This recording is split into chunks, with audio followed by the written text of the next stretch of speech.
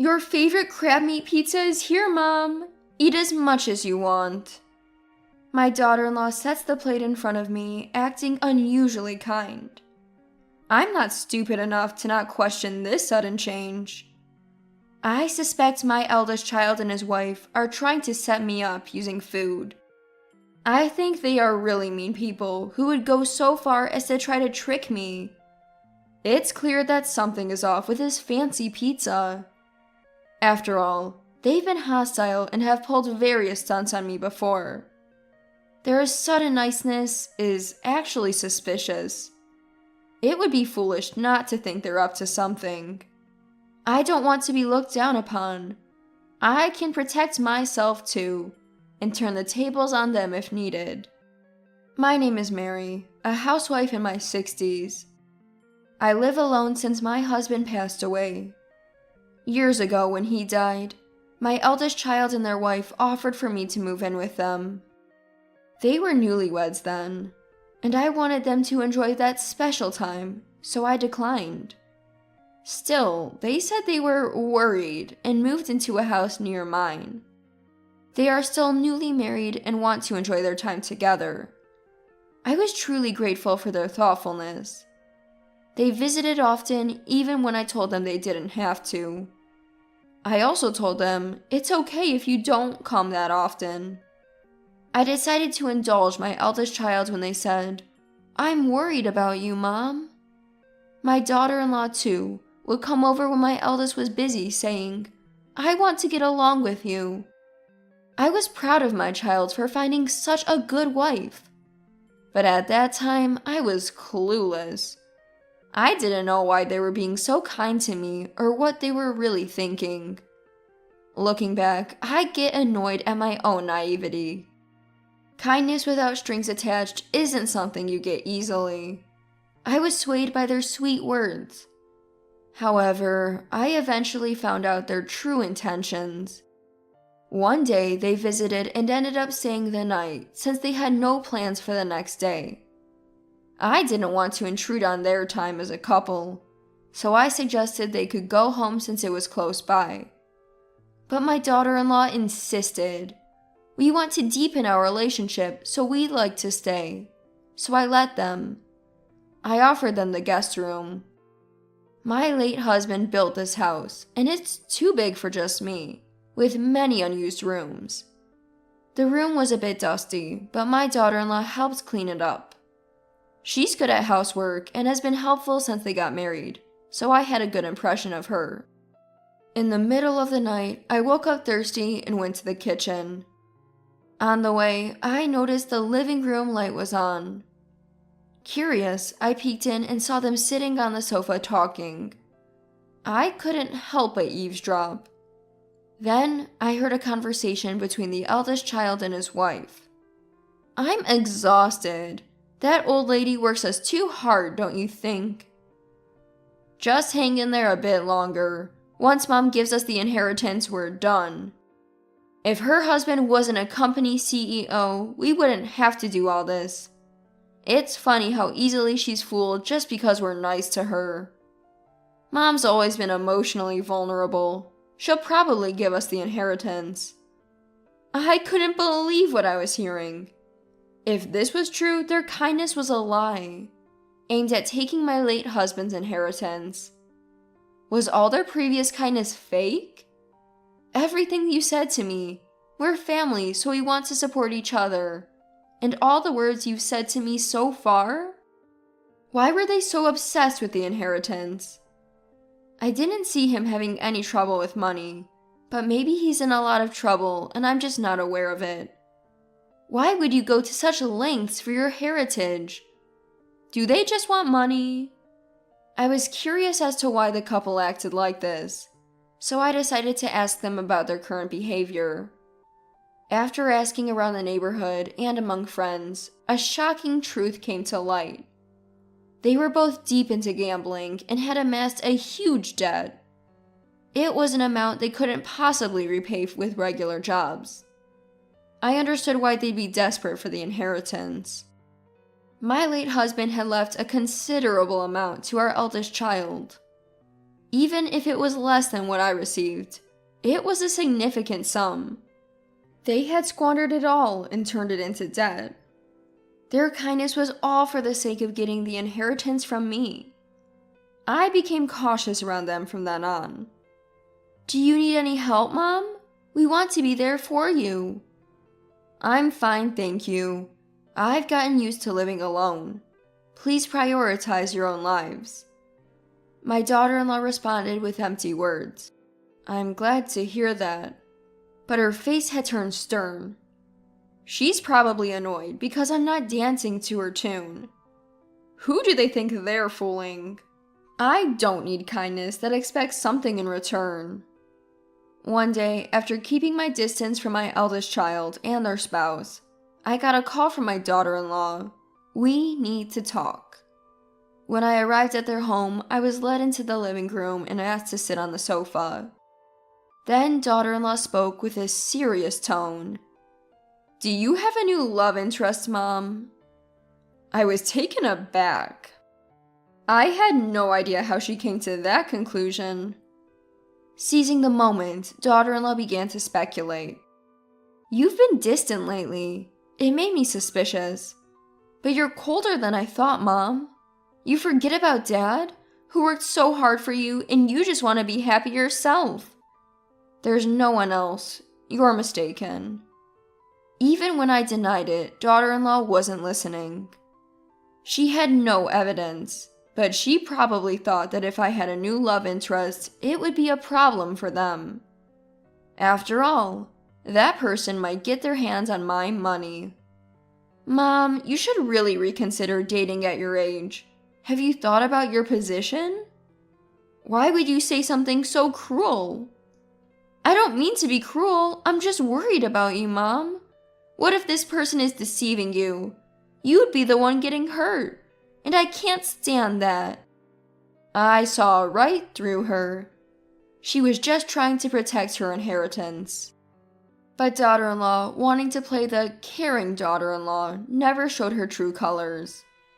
That's fine for now. The true nature of the eldest child couple must be seen at the right time. I'll see their true selves when the time is right. And that time came sooner than expected.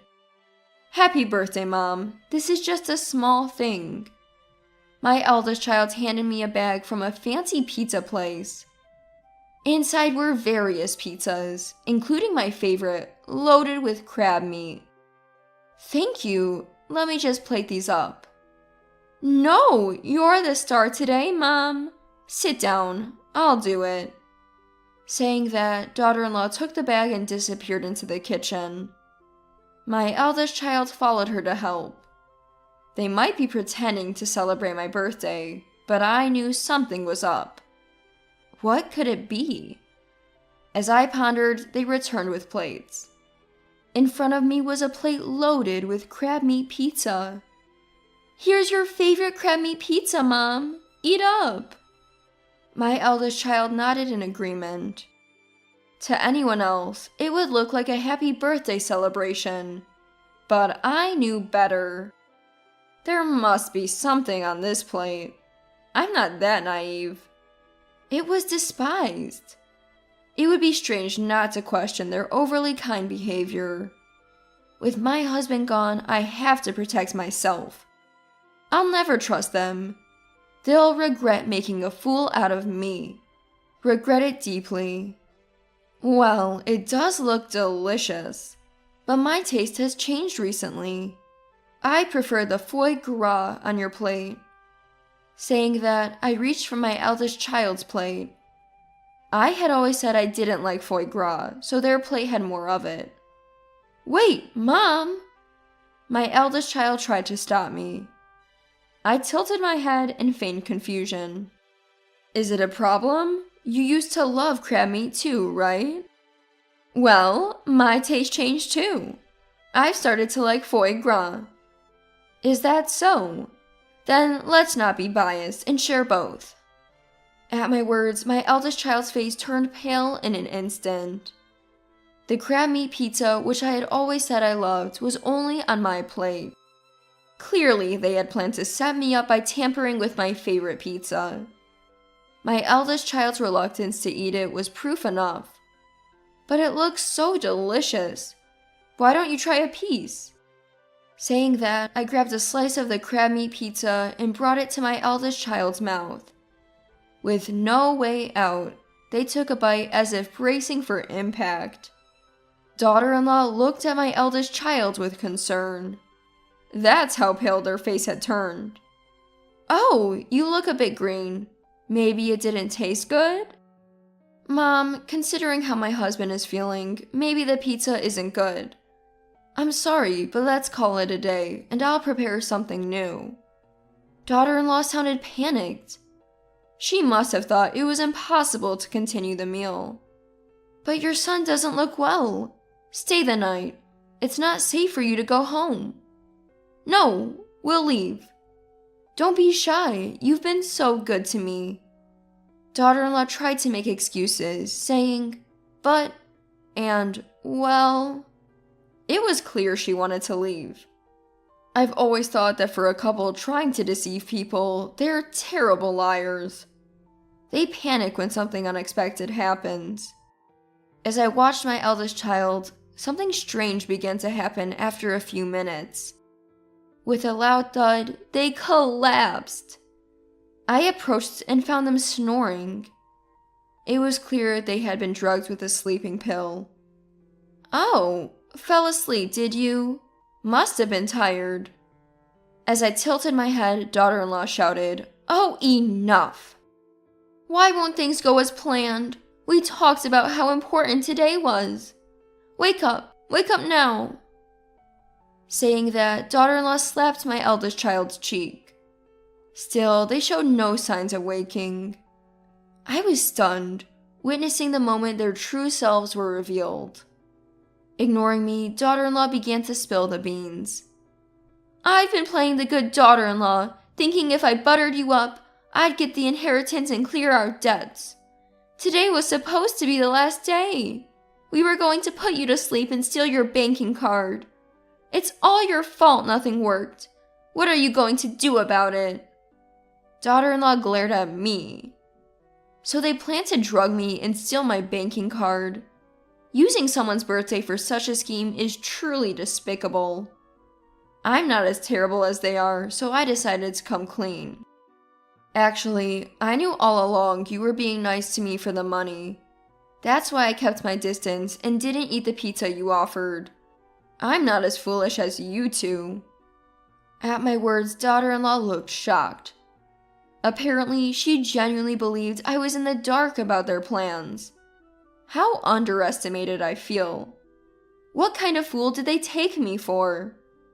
Sorry to burst your bubble, but I'm not as dense as you two. I've always found your sudden kindness suspicious. I even overheard you talking about the inheritance when I stayed over. You two are really foolish, discussing your plans in your target's home. Don't call us fools. We've been trying our best. Is your best effort the reason you're in so much debt? If so, you two are really pitiful. You know about the debt too? How much do you know? Clearly, she hadn't expected me to know about the debt. The word debt made daughter-in-law visibly anxious. I did some digging, found out you two are drowning in debt because of your gambling habits. I was shocked when I found out. You've managed to accumulate quite a debt. At my words, daughter-in-law's face turned increasingly pale. She must have realized there was no way out. Mom, I'm really sorry. Please forgive us. We can't make it without money. Please lend us some. We'll pay you back. Saying this, daughter-in-law deeply apologized on the spot. Her demeanor had lost its previous confidence, clearly showing she was at her limit. Even in this situation, she was still asking for money. I was shocked to realize that, to her, I was just a convenient source of financial support. Sorry, but I won't give you a single cent. I have no money to give to people like you. Don't say that. There's the inheritance from your late husband, right? You have money. Please help us. No, I can't trust people like you to pay me back. Take responsibility for your own actions. Daughter-in-law looked downcast at my words, but she seemed to understand my resolve and didn't ask for money again. After that, my interactions with my eldest son and daughter-in-law dwindled. They stopped coming to my house and barely even contacted me. When those days arrived, contrary to my expectations, I didn't feel lonely. Rather, I felt refreshed, freed from people trying to deceive me. Later, my eldest child and daughter-in-law moved away. According to neighbors, they were taken away by some rather shady-looking people. Probably they couldn't pay off their debt and were taken to a distant state. They might be in a terrifying situation there. They might be suffering so much they want to run away. But that's none of my business anymore. We're unrelated now. I reported the end of this turbulent chapter to my late husband's photo. It seems like his expression in the photo was one of relief. My only family is my late husband. The only person who truly stood by me and supported me was him. Life is short, but I want to live it strongly, cherishing the memories I made with my husband.